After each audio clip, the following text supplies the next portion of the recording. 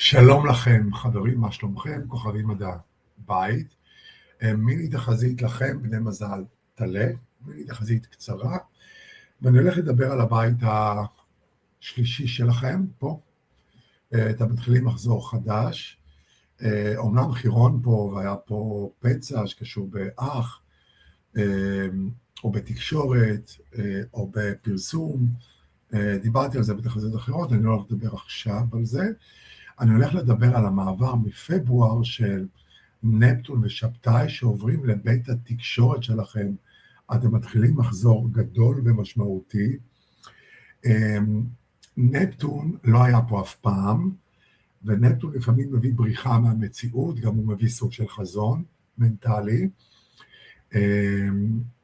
ושבתאי היה פה ב-96, 97, המחזור האחרון שלו, לפני 28 שנים.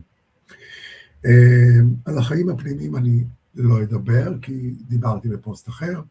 אני רוצה לדבר על בית התקשורת שלכם, כי זה מעבר משמעותי מאוד גדול, והוא ישפיע על התפיסה שלכם, על איך שאתם מדברים, חושבים, עובדים עם המדיה, והמחזור הכפול הזה, מסוף ינואר ומאמצע פברואר, ישנה את התפיסה שלכם לגבי אינטרנט, מדיה, גם הוצאה לאור, עשויה פה למלא תפקיד מרכזי. אם יש לכם במפה האישית כוכבים במזל תאומים, תכפילו את המסר הזה, כי בית שלישי קשור במזל תאומים. מפסח, העולם השתנה באופן רדיקלי, דרך טכנולוגיה והמצאות חדשות. המהפכה בעצם מתחילה ויש בה יותר מבינה מלאכותית, אלא גם נושא של ספרים, אינטרנט, טלוויזיה, רדיו, תקשורת, ערוצי תקשורת. וזה כמו שהוא משתנה, הדרך של הרעיונות שלכם מתחילה להשתנות. הבית השלישי קשור במיינד, במחשבות שלכם, בתקשורת שלכם, וזה מתחיל להשתנות. אורנוס בתאומים כמובן מייצר את זה. הרבה אנשים היו גם המורים, הרבה אנשים יהיו גם המורים שלכם בסוג של תחפושת, כי נפטון הוא כוכב של פורים, תחפושת, וזה כאילו, הכוכב הזה נכנס לבית התקשורת שלכם, וזה כאילו אנשים בתחפושת יכולים להיות המורים שלכם, להעביר לכם ידע ולעזור לכם לפתור בעיות, גם בלי שאתם בכלל יודעים או מבינים. במיוחד אם הזווית שלהם על העולם שונה מאוד משלכם. השבוע הזה, זה כל הדבר הזה. זה זמן הכנה, ועדיין שום דבר לא יכול להכין אתכם למשהו בעצם חופשה ארוכה מאוד מהמציאות. דליים, התאום הדיגיטלי שלכם מחכה ממש מעבר לפינה. המעבר הזה בבית השלישי עוסק, אמרתי, במחשבות, וזה מגיע מסוף ינואר, והוא מביא סוג של סטייה מוחלטת מהעולם האמיתי, מבחינת מדיה, אינטרנט, תקשורת. הגישה שלכם עד היום היא תוצר של דפוסים, של ילדות, של חינוך, של משפחה, של קהילה, של מדינה, וכל הרעיונות שלכם הגיעו משם. ההבדל בנקודת המבט שלכם לפני תחילת המחזור הזה לבין אחרי שהוא יסתיים, הוא יהיה יוצא דופן. המחזור כמובן נפטון 14 שנים, שבתאי 2.5 שנתיים, וטוב ששבתאי נמצא עם נפטון, כי אם נפטון היה בבית 3 לבד,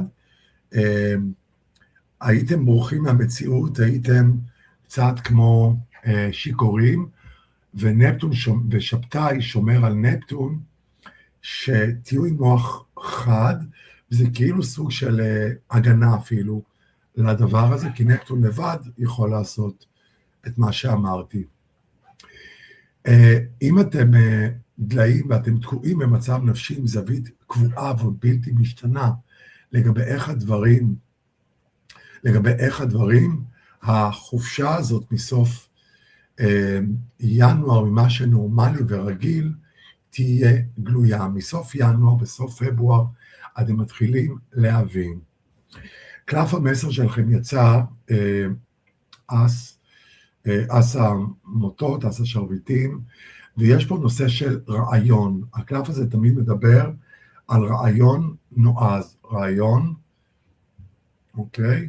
ובית שלו זה רעיונות ומחשבות, והמיינד, ממש המיינד. בואו נראה את זה, הנה הקלף, אס החרבות. יש פה רעיון שמוצע אליכם, רעיון שמוצע אליכם. אתם מקבלים רעיון, אבל אתם צריכים מתוך ענן, ואתם צריכים,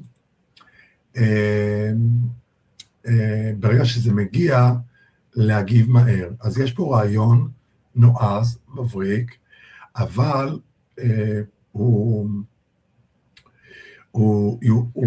יהיה רלוונטי אם הוא יובא לקרקע ויתגשם בצורה מהירה. הזמן בקלף הזה הוא קריטי, כי העלים, שימו לב, נושרים מהענף. הדבר הזה חייב להיות נשתל בזמן הנכון, במקום הנכון ומהר. יש לשתול אותו גם בסביבה הנכונה, ולכן הגיע הזמן למחקר ושיעורי בית. אתם תצטרכו לנחש גם, מאחורה יש ברקע סוג של בניין, ואתם, אז אני אשאל מי הוא הבניין ומי הוא בתוכו, ומי יכול לעזור לכם כאן. יש פה גם נושא של בית. אז זה הסיפור שלכם השבוע ובשבועיים הקרובים, ואני מאחל לכם בשורות טובות. דליים, אני יודע שהמצב שלכם קצת מורכב, אולי אתם בבית חולים, אולי אתם רוצים להיות לבד, כל כך הרבה כוכבים פה בבית 12 שלכם, יש פה זמן הכנה, יש פה חלומות, יש פה, אתם צריכים כאילו להיות לבד כדי לקבל החלטות משמעותיות, וזהו. אני גם אזכיר שהמזל שלכם כרגע הוא גם מאזור העבודה, וזה טוב לכם, אז הברכה מגיעה מאזור העבודה, וגם ירח מלא, שאנחנו מושפעים כרגע ממנו, והוא מביא שיא של מצב בתוך בית העבודה, שגרה, בריאות, וזהו. אבל המסר הוא תתמקדו בבית 3, במה שדיברתי. אני מאחל לכם בשורות טובות, ונתראה במסר הבא.